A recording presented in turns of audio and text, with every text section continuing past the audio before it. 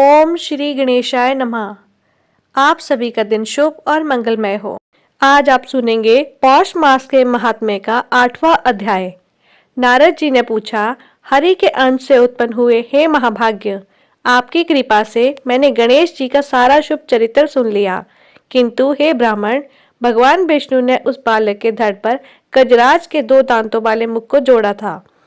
फिर वह शिशु एक दंत कैसे हो गया, उसका वह दूसरा दांत कहाँ चला गया, वह प्रसंग बतलाने की कृपा कीजिए, क्योंकि आप सर्वेश्वर, सर्वज्ञ, कृपालु और भक्त वत्सल हैं। नारायण ने कहा, नारद, एक दंत का चरित्र संपूर्ण मंगलों का मंगल करने वाला है। मैं उस प्राचीन इतिहास का वर्णन करता हूँ, सुनो। मुने, एक समय की बात है, राजा कार्तवीर्य शिकार करने के लिए जंगल में गया। वहां वह बहुत से वन्य पशुओं का शिकार करके थक गया था।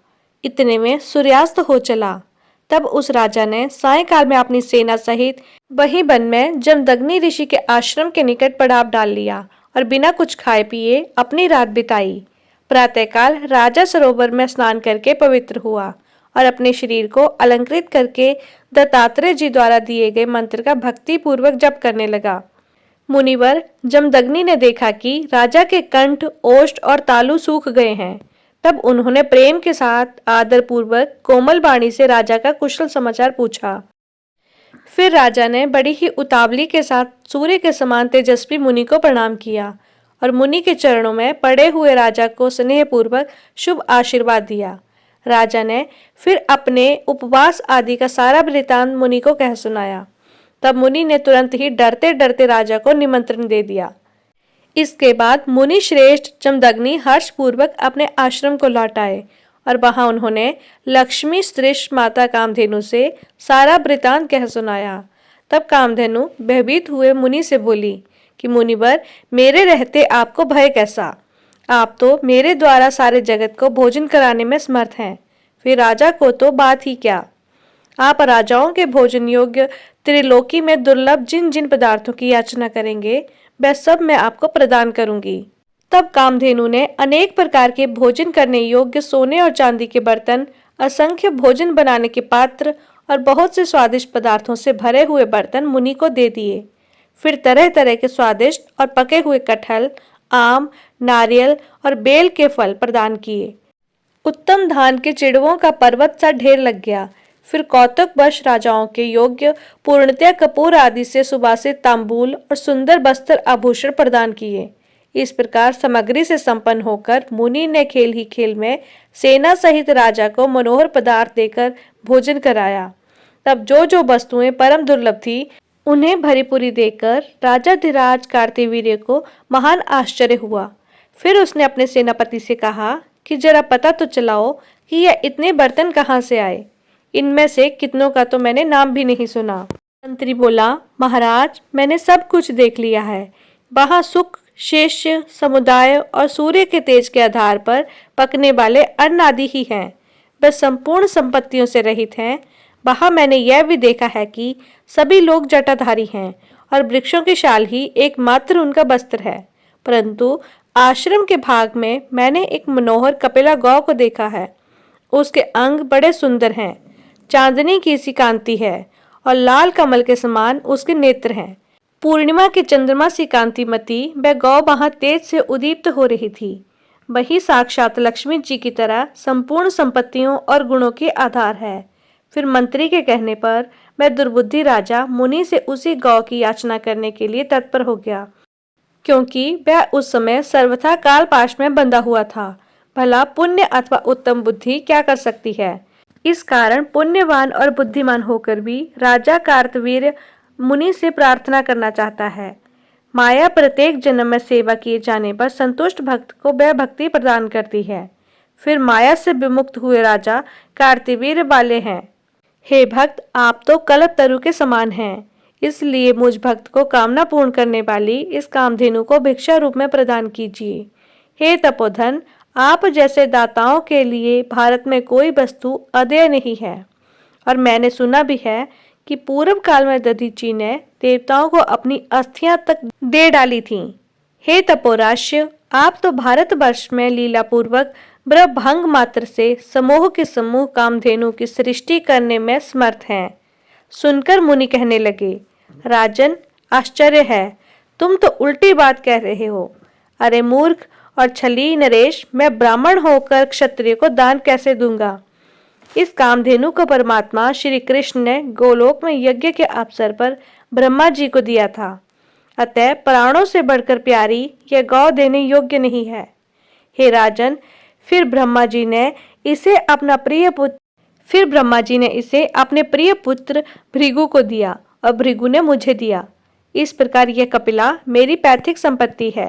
ये कामधेनु गोलोक से उत्पन्न हुई है, इसलिए त्रिलोकी में दुर्लभ है। तब भला मैं लीला पूर्वक ऐसी कपिला की सृष्टि करने में कैसे समर्थ हो सकता हूँ। ना तो मैं हल बाहा हूँ और ना ही तुम्हारी सहायता से बुद्धिमान हुआ हूँ। मैं अतिथि को छोड़कर शेष सबको क्षण मात्र में भस्म करने की भी शक्ति रखता हूँ। इसलिए अभी इसी क्षण अपने घर जाओ और अपने स्त्री पुत्रों को देखो। मुनि के ऐसे वचन सुनकर राजा को क्रोध आ गया। तब वह मुनि को नमस्कार करके सेना के बीच में चला गया। उसी समय भाग्य ने उसे बाधित कर दिया, इसलिए क्रोध के कारण उसके होंठ फड़फड़ाने लगे। इस कारण पुण्यवान और बुद्धिमान होकर भी राजा कार्तवीर्य मुनि से प्रार्थना करना चाहता है। माया प्रत्येक जन्म में सेवा किए जाने पर संतुष्ट भक्त को वह भक्ति प्रदान करती है। फिर माया से विमुक्त हुए राजा कार्तवीर्य वाले हैं। जब तक जिस वस्तु को केवल अपना मानता है और उस पर अपना अधिकार समझता है, तभी तक उसके वियोग से अर्थात उस वस्तु के बिछड़ जाने से दुख होता है। ऐसा कहकर कामधेनु ने सूर्य के समान कांति माना नाना प्रकार के शस्त्राणी के मुखादि अंगों से करोड़ों करोड़ों खड्गधारी, शोणधारी, धनुर्धारी, दंड शक्ति और गदाधारी शूरवीर निकल गए। करोड़ों वीर, राजकुमार और मलेच्छ निकले। इस प्रकार कपिला ने मुनि को सेनाएं देकर उन्हें निर्भय कर दिया और कहा, अब यह सेनाएं युद्ध करेंगी। सुनकर राजा भयभीत हो गया और राजा ने दूत भेजकर दूसरे देशों से सेनाएं मंगवाईं और फिर दूत भेजकर मुनि को कहा कि युद्ध कीजिए। मुनिवर यह बात सुनकर जमदग्नि ठहाका मारकर हंस पड़े और जो हित का सत्य नीति का सार तत्व था वह सब दूत के कहने लगे। मुनि ने कहा, दूत, राजा को आहार रहित देकर मैं ही उसे अपने घर लाया और यथोचित रूप से शक्ति के अनुसार अनेक प्रकार के व्यंजन भोजन कराए। अब वह राजा मेरे प्राणों से प्यारी कपिला को बलपूर्वक मांग रहा है। मैं उसे देने में सर्वथा असमर्थ हूँ, इसलिए युद्ध दान दूंगा, यह निश्चित है। मुनि का यह वचन सुनकर दूत लौट गया और सभा के मध्य भाग में भय के कारण कवच धारण करके बैठे हुए राजा से सारा वृतांत कह सुनाया। इधर मुनि ने कपिला गौ से कहा कि इस समय मैं क्या करूं, क्योंकि जैसे कर्णधार के बिना नौका अनियंत्रित रहती है, वही दशा मेरे बिना इस सेना की हो रही है। तब कपिला ने मुनि को अनेक प्रकार के शस्त्र, युद्ध शस्त्र और शिक्षा, अनेक उपयोग में आने वाले साधन आदि का ज्ञान प्रदान करते हुए कहा कि आपकी जय हो। आप युद्ध में निश्चित ही शत्रु को जीत लेंगे और यह भी ध्रुव है कि अमोघ दिव्य शास्त्र के बिना आपकी मृत्यु नहीं होगी। आप ब्राह्मण हैं, इसलिए आपका दत्तात्रेय जी के शिष्य और अमोघ शस्त्रधारी राजा के साथ युद्ध होना युक्त नहीं है। हे ब्राह्मण, ऐसा कहकर मनस्वी कपिला मौन हो गई। तब मनस्वी मुनि से सेना को सुसज्जित किया और उस सारी सेना को साथ लेकर वे युद्ध स्थल को प्रस्थान कर गए। उधर राजा भी युद्ध के लिए आ डटे। उसने मुनिवर जमदग्नि को प्रणाम किया और दोनों सेनाओं में अत्यंत दुष्कर युद्ध होने लगा। उस युद्ध में कपिला की सेना ने बलपूर्वक राजा की सारी सेना को जीत लिया। खेल ही खेल में राजा के विचित्र रथ को भी चूर चूर कर डाला। फिर हंसते हंसते राजा के कवच और धनुष को भी छीन भिन कर डाला। इस प्रकार राजा कार्तवीर्य कपिला की सेना को जीतने में असमर्थ हो गया। उन सेनाओं ने शास्त्रों की वर्षा से राजा को हथियार रखने देने के लिए विवश कर दिया। फिर बाणों और शास्त्रों की वर्षा से राजा मूर्छित हो गया। उस समय राजा की कुछ सेना तो मर चुकी थी और कुछ भाग खड़ी हुई। मुने कृपा सागर मुनिवर जमदग्नि ने देखा कि मेरा अतिथि बना हुआ राजा मूर्छित हो गया। तब कृपावश होकर उन्होंने उस सेना को लौटा दिया। फिर तो वह कृत्रिम सेना जाकर कपिला के शरीर में ही विलीन हो गई। उसके बाद कृपालु मुनि ने शीघ्र ही राजा को अपनी चरण धूलि देकर तुम्हारी जय हो ऐसा शुभ आशीर्वाद दिया और अपने कमंडल के जल के छींटे देकर उसे होश दिलाया। होश में आने पर वह राजा फिर से युद्ध भूमि में खड़ा हो गया और भक्ति पूर्वक हाथ जोड़कर उसने मुनिवर को सिर झुकाकर प्रणाम किया। तब मुनि ने राजा को शुभाशीष देकर हृदय से लगा लिया और पुनः उसे स्नान कराकर यत्न पूर्वक भोजन कराया, क्योंकि ब्राह्मणों को हृदय सदा मक्खन के समान कोमल हुआ करता है, परंतु दूसरों का हृदय सदा छिन्न और धारा के समान तेज, असाध्य और दारुण होता है।